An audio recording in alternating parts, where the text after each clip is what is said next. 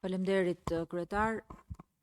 Së pari njerë suksese komisioni, se kjo është mbledhja e parë reale që ne po bëjmë mbas shumë muajsh pritje që të kemi diskutime dhe më vjen mirë që kemi nisur me një analizë situatës se ku jemi.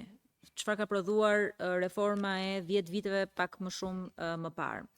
Nga analiza që pati ministri, në fakt mua më erdhi mirë që ministri e pranoi vetë që reforma e 2015-s nuk ka ofruar maksimumin për qytetarët dhe këtu po përdor një fjalë diplomatike, sepse në gjykimin ton ka akoma dhe më shumë probleme. Ju referuat një raporti monitorimit të Këshillit të Evropës për sa i përket një analize që është kryer nga bashkëreporterët për Shqipërinë dhe disa nga elementet që unë i kam lexuar në fakt ju përmendët një pjesë pozitive, po disa nga elementet të cilët janë problematik janë të dhënat financiare, burimet financiare që është problemi kryesor, thot. Janë të papërmbushura, financimi nuk përputhet me detyrat, nga ana tjetër ka probleme shumë të mëdha për sa i përket autonomisë reale, rolit real të pushtetit vendor. Për këto element i konsideron si problematik.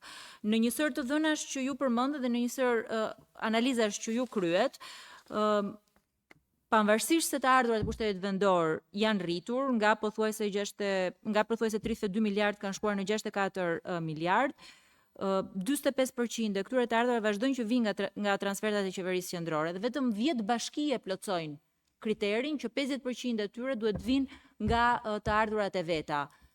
Në gjykimin tuaj, si mund të zgjidhet edhe me një model të ri të një reforme territoriale ky problem, ku vetëm 10 bashki e kanë këtë kriter edhe sipas ndarjes aktuale.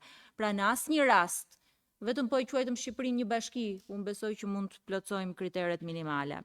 Së dyti, një nga kritikat kryesore që kishte përpara reformës të vitit 2015 ishte shpenzimet e administratës, shpenzimet e personelit, të dhëna të cilat lidheshin me një reformë që do i kursente qytetarëve shqiptar 60 deri në 80 milion euro.